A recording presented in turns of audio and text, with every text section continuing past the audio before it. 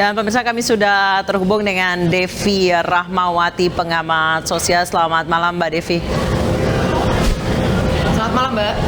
Baik, Mbak Devi, Anda menyoroti banyak selebritas yang kemudian terjerat narkoba. Tanggapan Anda, apakah memang sebegitu banyaknya tuntutan sebagai seorang selebritas? Yang perlu saya sampaikan, data-data yang ada menunjukkan bahwa narkoba itu menyasar siapapun, tidak berdasarkan latar belakang profesi, latar belakang ekonomi dan sebagainya. Karena memang mereka berniat untuk bisa memastikan lebih banyak orang yang dapat menggunakan narkoba. Nah, artinya selebritas karena memang memiliki nama besar, tentu saja kasus apapun yang menerima mereka pasti akan menarik perhatian publik.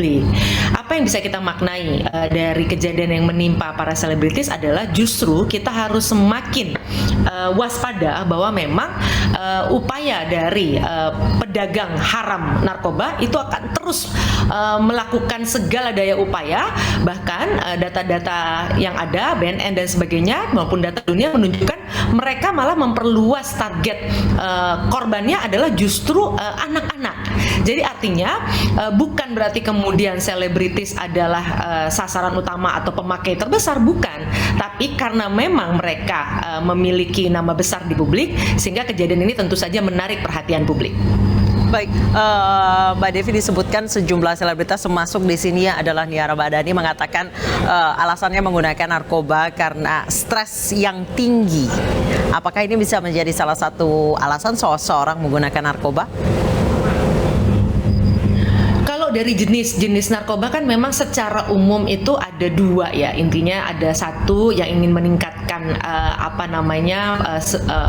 kemampuan konsentrasi misalnya yang disebut dengan stimulan, atau kemudian yang memang untuk menenangkan gitu ya, sifatnya depresan. Jadi dua efek itu. Nah, memang tergantung kondisi setiap orang. Ada orang-orang yang memang misalnya membutuhkan istirahat, artinya dia lebih ingin tenang. Nah, kemudian inilah pintu masuk dari para penjual-penjual barang haram itu yang kemudian menyesuaikan barang yang dia jual itu sesuai dengan profil dari setiap individu.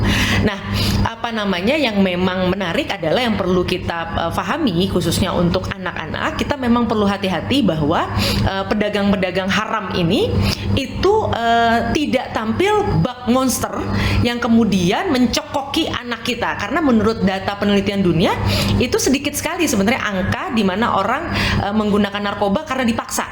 Selebihnya adalah karena memang para penjual-penjual ini awalnya bukan menawarkan barang haram ini, tapi menawarkan pertemanan, menawarkan kesediaan untuk mendengarkan, menawarkan sesuatu yang terlihat mereka hadir bak malaikat yang ingin menyelesaikan persoalan-persoalan yang sedang dihadapi oleh individu-individu yang menjadi target dari penjualan barang haram ini. Oke, kemudian di sini kita membahas soal masalah sosialita dan narkoba. Apakah narkoba juga menghampiri kaum sosialita yang memang merupakan kaum terpandang, Mbak Devi? Sekali lagi, narkoba akan menyasar siapapun. Sosialita yang memang di publik dianggap memiliki misalnya satu pendapatan yang tinggi, tentu saja akan menarik perhatian para pedagang-pedagang haram ini. Karena kan intinya adalah mereka berharap orang yang menggunakan barangnya itu akan dapat terus menggunakan hal tersebut, sehingga kemudian siapapun yang punya potensi untuk menggunakan dalam jangka waktu yang panjang karena segi usia misalnya, kenapa anak-anak menjadi target, ataupun orang-orang yang memiliki pendapatan besar sehingga kemudian bisa terus mengkonsumsi, itu pasti menjadi target. Menurut data BNN sendiri sebenarnya kan orang-orang yang memang menjadi target pengguna adalah kelompok-kelompok produktif. Sederhana penjelasannya, karena memang mereka yang memiliki kemampuan untuk bisa kemampuan ekonomi ya dalam hal ini untuk bisa mengkonsumsi hal tersebut. Walaupun sekali lagi praktiknya narkoba ini betul-betul kejahatan luar biasa, karena dia tidak peduli sebenarnya siapa yang menjadi korban, karena begitu orang kecanduan, orang akan rela melakukan apapun. Makanya yang berbahaya dari narkoba lah dia betul-betul mengganggu ketahanan keluarga. Misalnya bagi yang kecanduan, seringkali kita mendapati ada keluarga-keluarga yang mohon maaf menjadi pendapatan keluarganya betul-betul hilang karena semuanya digunakan oleh sang pengguna di dalam salah satu anggota keluarga yang akhirnya membuat keluarga tersebut tidak berdaya. Bayangkan kalau ada banyak keluarga yang tidak berdaya, maka ketahanan bangsa yang akan terancam. Baik, Mbak Devi tadi menyatakan memang narkoba ini tidak menawarkannya secara kasar atau secara paksa, tapi di awal mereka menawarkan pertemanan, mereka menawarkan kenyamanan dalam hal ini dalam lingkup sosialita. Niara Madani mengatakan menggunakan narkoba karena masalah stres, karena untuk stres relief. Apakah hal-hal seperti itu yang memang menjadi jalan masuk para bandar narkoba, Mbak Devi? Mungkin bisa diterangkan caranya seperti apa? Ya, yang pasti begini, mereka itu sosok-sosoknya kalau berdasarkan banyak studi adalah mereka adalah orang-orang yang tahu persis untuk hadir di saat jiwa seseorang kosong.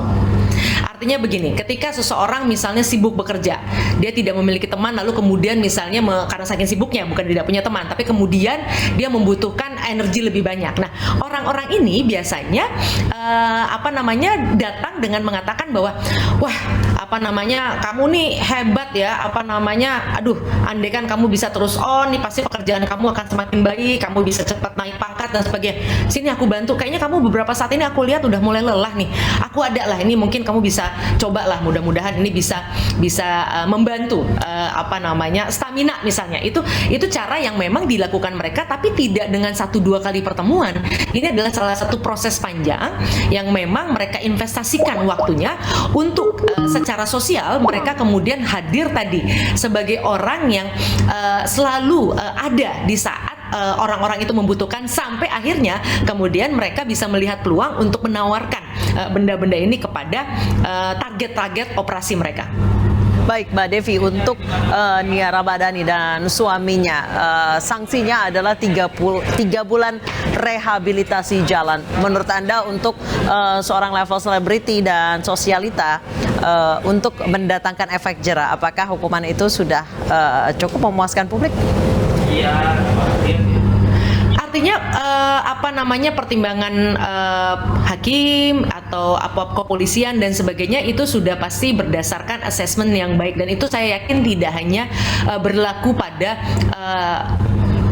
pekerjaan tertentu seperti selebritis misalnya. Semua orang yang memang kebetulan dalam posisi kecanduan, memang kita seharusnya memiliki keberpihakan untuk memastikan agar siapapun orang yang kecanduan yang menjadi korban dari narkoba itu harus kita bantu untuk selesai dari kecanduannya tersebut. Yang artinya apa? Kalau sudah ketergantungan itu butuh proses yang juga tidak mudah. Nah, artinya apapun keputusan dari pihak aparat yang melakukan penilaian atau asesmen, saya yakin itu sudah berdasarkan pengalaman dan sudah berdasarkan ahli-ahli yang juga mendampingi untuk mendapatkan keputusan tersebut. Baik, Mbak Devi, kita terlepas dari narkoba dan sosialita, kita berbicara di lingkup sosialitanya saja. Niara Madani menggunakan narkoba karena stres. Sebenarnya apa sih tuntutan-tuntutan dalam dunia sosialita? Adakah memang peer pressure yang sampai membuat depresi? Ya, lagi-lagi studi-studi global bahkan memang menunjukkan menjadi seorang selebritis itu bukanlah sebuah profesi yang mudah. Kenapa? Karena mereka dituntut untuk harus selalu tampil sempurna kapanpun tanpa mengenal waktu. Ditambah sekarang saluran komunikasi adalah ruang digital yang memang betul-betul hidup 24 jam.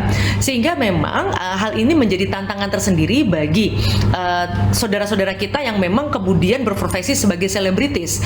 Dan kita bisa lihat tokoh-tokoh selebritis dunia pun banyak yang mengalami tantangan yang sama.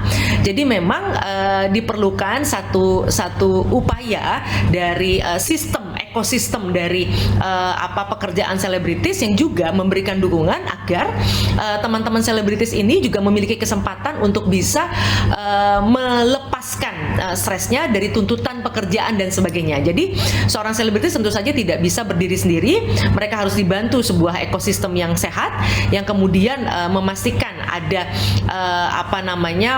penempatan waktu, penempatan kerja dan sebagainya yang tidak kemudian membuat sang selebritis itu tidak bisa memiliki ruang untuk dirinya sendiri, ruang untuk bisa beristirahat misalnya dan sebagainya.